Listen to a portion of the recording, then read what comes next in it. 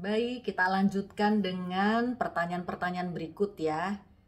Eh, yang berikutnya adalah pertanyaan tentang laparoskopi. Ini banyak yang menanyakan biaya laparoskopi. Jadi kalau untuk biaya, biasanya nanyanya bukan ke dokternya ya, karena dokternya ini juga kerja sama rumah sakit. Saya juga kerja sama rumah sakit, bukan owner istilahnya ya.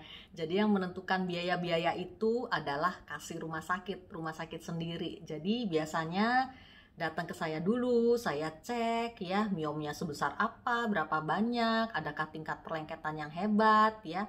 Nah, setelah itu akan dihitung biayanya oleh kasir ya, kasir rawat inap. Berapa biayanya ya saya juga kurang tahu karena biasanya kasir yang mengurus semua urusan biaya. Nah, kemudian pertanyaan berikut, bisakah perlengketan lagi setelah laparoskopi? Jadi misalnya ada perlengketan, kemudian kita laparoskopi, pada operasi-operasi laparoskopi biasanya kalau ada perlengketan kita bebaskan perlengketannya ya. Nah, bisa perlengketan lagi ya bisa saja jawabannya ya. Tetapi biasanya setelah operasi pembebasan perlengketan, saya biasanya memasang anti perlengketan ya. Ada tuh postingan pernah saya posting tentang anti perlengketan yang saya pasang setelah saya rekonstruksi rahim. Jadi kalau misalnya operasi miom ya, setelah miom diangkat, miom itu kan tumbuhnya di otot rahim ya. Setelah miom diangkat itu kan bolong gitu di situ. Ya, tentunya kita jahit, kita rekonstruksi supaya rahimnya bisa normal kembali.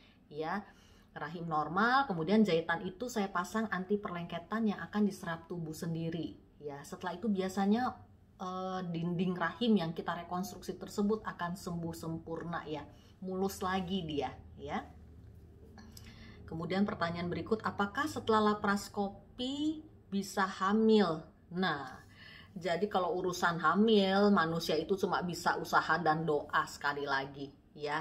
Usahanya yaitu masuklah promil kalau nggak bisa hamil alami sendiri ya. Program alami, insem, bayi tabung itu usahanya ya. Itu jalan yang sama-sama dilalui bersama saya, kita berjuang ya. Makanya disebutnya fertility fighter karena kita berjuang untuk bisa hamil ya. Nah, setelah itu ya sama-sama doa dong ya, berusaha dan berdoa. Hamilnya kapan? Tergantung rezeki pasiennya sama kuasa Tuhan. Itu dia ya. Jadi selama doa dan usaha maksimal, ya harapannya bisa segera bisa hamil ya. Nah, sekarang pertanyaan berikut, apa beda laparoskopi dengan operasi biasa atau konvensional ya?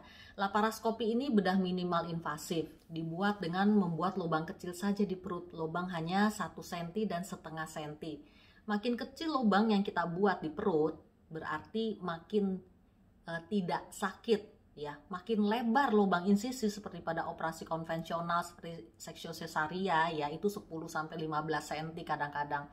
Ya, itu makin sakit.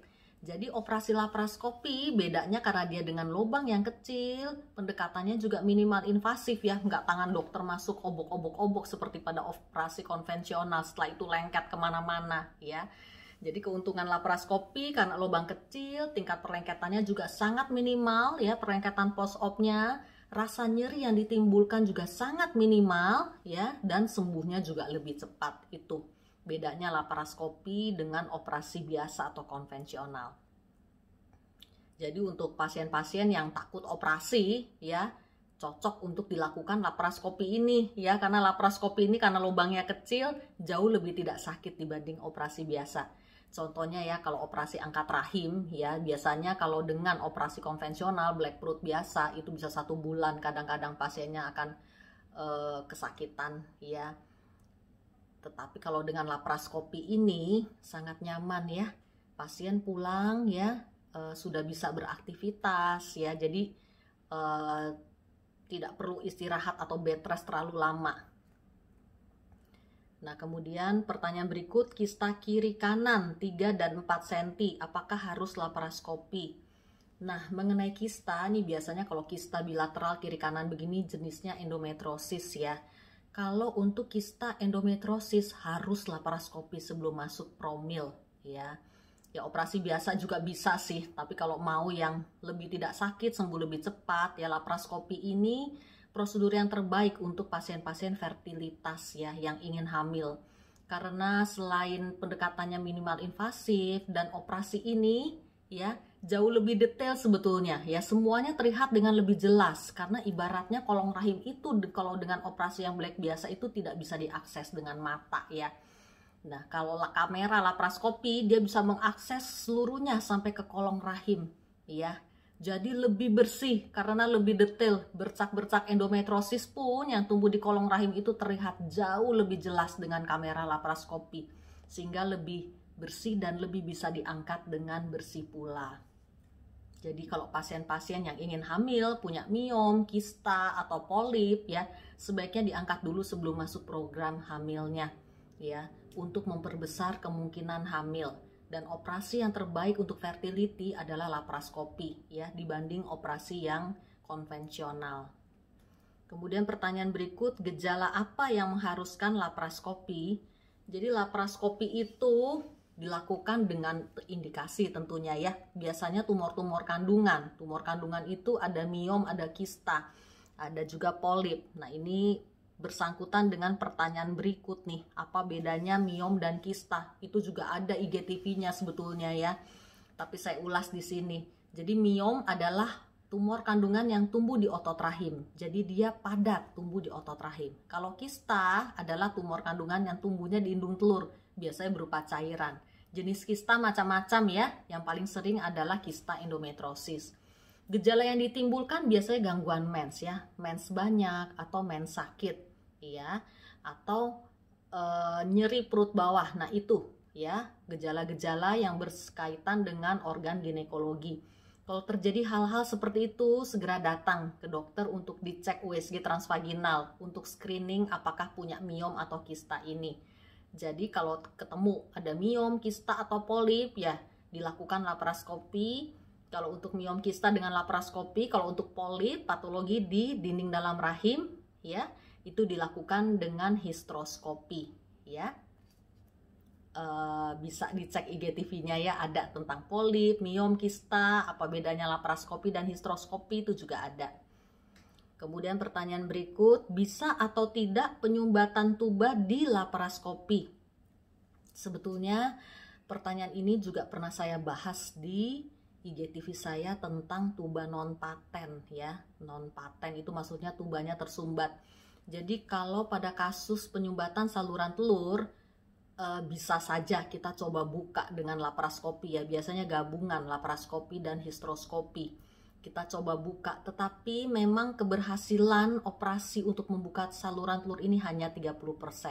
Kenapa demikian? Karena saluran telur ini alaminya itu minimal diameternya itu kecil banget, cuma 1 mili. Bayangkan ya, lubang hanya 1 mili, kalau dia sampai mampet tersumbat, misalnya karena perlengketan ya, agak sulit untuk membukanya. Apalagi kalau sudah terjadi hidrosalping. Ada juga cek IGTV ya, hidrosalping itu bengkak saluran telurnya. Ya, jadi dalam saluran telur itu ada sel-sel bulu getar, melambai-lambai dia untuk membawa untuk transport sperma, sel telur supaya bisa ketemu.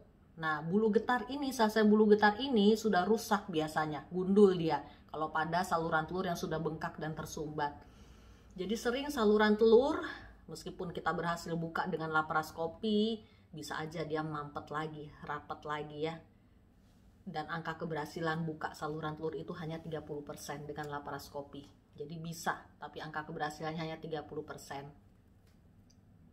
Kemudian pertanyaan berikut, apakah jika ada kista dan radang panggul sulit untuk hamil? Iya, betul ya. Jadi keberadaan kista dan penyakit radang panggul ini akan mempersulit ya terjadinya sebuah kehamilan. Karena itu kalau punya kista, terutama kista jenis endometriosis ya, dan penyakit radang panggul tadi, segeralah diobati ya. Kalau kistanya besar ya, terutama kista-kista endometriosis, baiknya di laparoskopi untuk diangkat dulu tadi. Karena biasanya kalau sudah ada kista endometriosis ya, bercak-bercak endometriosis stadium 1-2 sudah banyak tersebar juga tuh di rongga panggul ya. Jadi sekalian angkat kista, kemudian evaluasi saluran telur, dan bercak-bercak endometriosis tersebut dibersihkan ya. Bisa dikauterisasi atau diangkat ya. Sehingga keberhasilan program hamilnya juga lebih bagus setelahnya. Kemudian pertanyaan berikut untuk polip, apakah setelah polip dioperasi bisa muncul lagi? Jawabannya ya bisa. Ya sama, miom, kista setelah diangkat bisa nggak muncul lagi? Ya bisa saja, ya, karena organnya kan masih ada. Ya, contohnya polip dan miom ini kan tumbuhnya di rahim nih. Selama rahimnya ada, polip sama miom bisa saja muncul lagi karena rahim yang menjadi wadahnya, ya.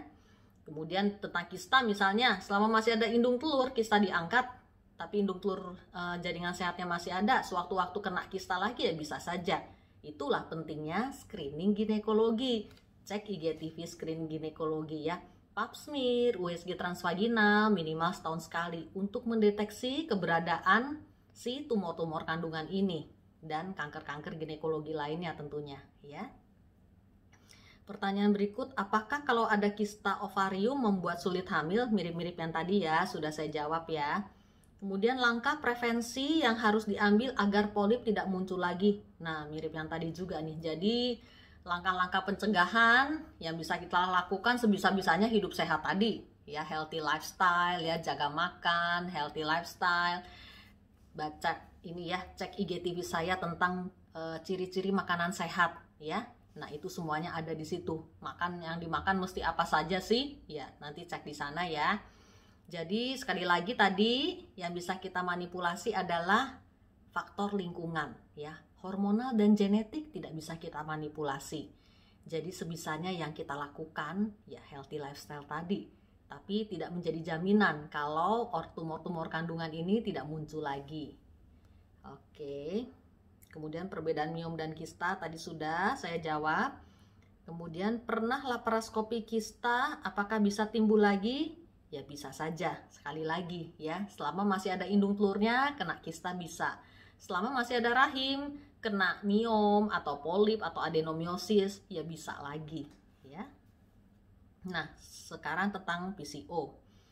Adakah hormon tertentu untuk melihat seseorang kena PCO atau tidak? Jadi hormon tertentu ya tidak ada ya. Jadi untuk melihat seseorang kena PCO atau tidak, yang pertama dokter akan menegakkan dari anamnesa dulu, bagaimana pola mensnya, ya. Kemudian dilakukan USG transvaginal, dilihat ovariumnya polikistik atau tidak. Setelah itu cek hormonnya. Jadi mendiagnosis seorang PCO itu nggak gampang, ya. Nggak bisa cuma USG aja, atau kalau mens nggak teratur aja itu sudah pasti PCO, tidak, ya. Jadi gabungan dari anamnesa, pemeriksaan fisik yaitu USG, terlihat ovarium polikistik, dan kemudian hormon-hormon. Nah, tidak ada satu hormon pun yang menentukan dia PCO atau tidak. Jadi baca hasil hormon itu gabungan dari semuanya. FSH, LH, prolaktin, AMH, itu semuanya akan menentukan seseorang itu PCO atau tidak. Ngomong-ngomong saya cut dulu ya, karena sudah hampir 15 menit juga. Kita lanjutkan lagi di sesi berikutnya.